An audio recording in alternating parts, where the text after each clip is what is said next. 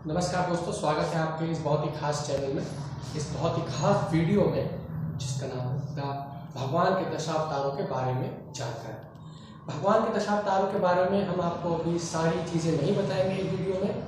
इसमें केवल भगवान के दशावतार के बारे में केवल थोड़ी सी जानकारी है, जिसमें से हम केवल मत्स्य अवतार के बारे में चर्चा करेंगे।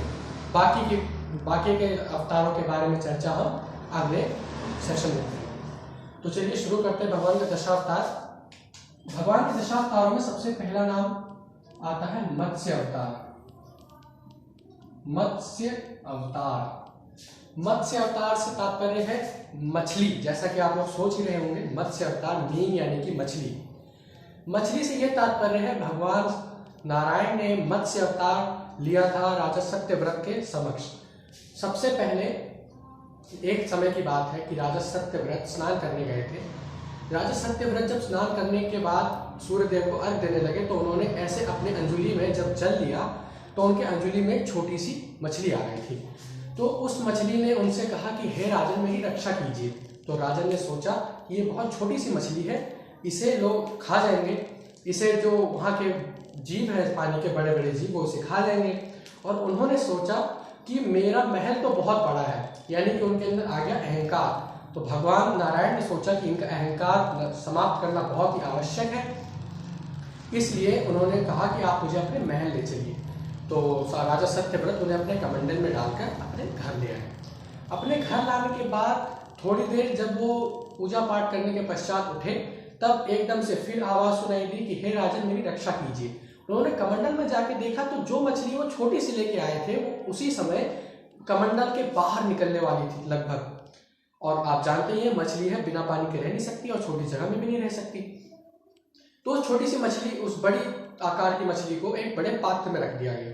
बड़े पात्र में रखने के बाद भी थोड़ी देर पश्चात फिर से उसका आकार बढ़ गया। आकार बढ़ने के बाद फिर उस मछली को निकाल के सरोवर में डाल दिया गया। वहां के राजन के सरोवर में डाल दिया गया। सरोवर के डालने के पश्चात भी उस सरोवर में भी फिट नहीं हो रही थी फिट। इसी चक्कर में राजन का अहंकार टूटा। तब उन्हें समझ में आया कि ये कोई दैवी शक्ति है। तब उस मछली को लेके जाके समुद्र में छोड़ दिया गया।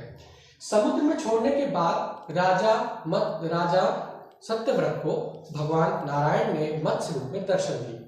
मत्स्य रूप में दर्शन देने का एक यह कारण था कि पृथ्वी का प्रलय आने वाली थी।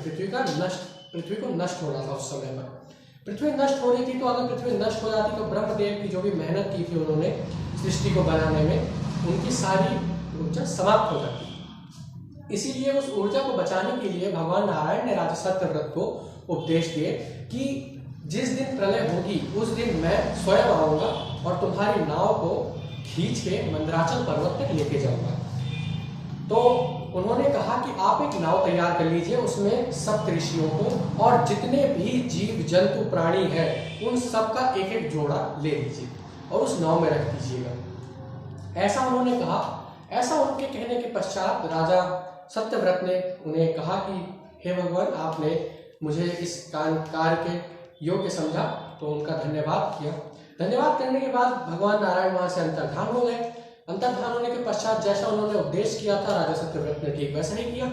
राजा सत्यव्रत ने जब ऐसा किया, उसके पश्चात जिस दिन प्रलय आनी थी बहुत ही घनघोर वर्षा हो गई। तो पूरी पृथ्वी पानी में डूब गई थी। पानी में डूब जाने के पश्चात जब सारे जोड़े जो उस नाव में सवार थे, तभी भगवान नारायण आए और उन्होंने अपनी पूंछ से नाव को बांध दिया राजा नागराज वासुकी के जरिए। नागराज वासुकी से और मत्स्य अवतार को बांध दिया गया। और फिर मत्स्य अवतार रूपी भगवान नारायण मंदराचल पर्वत लेके गए। मंदराचल पर्वत में ले जाने के पश्चात वहां पे उन्होंने राजा सत्यव्रत को फिर से उपदेश दिया। उपदेश देने के बाद उन्हें एक नया नाम भी दिया, मनु, और जो उनकी पत्नी थी उनका नाम दिया शत्रुपा। तो यही थी राजा सत्यव्रत की कथा। राजा सत्यव्रत की कथा और मत्स्य अवतार की कथा यही है। फिर वहां मंदराचल पर्वत पे पहुंच के राजा सत्यव्रत रूपी मनु और उनकी पत्नी देवी शत्रुपा ने नए जीवन का संचार किया। तो धन्यवाद। आज की वीडियो में बस इतना ही। बहुत बहुत धन्यवाद।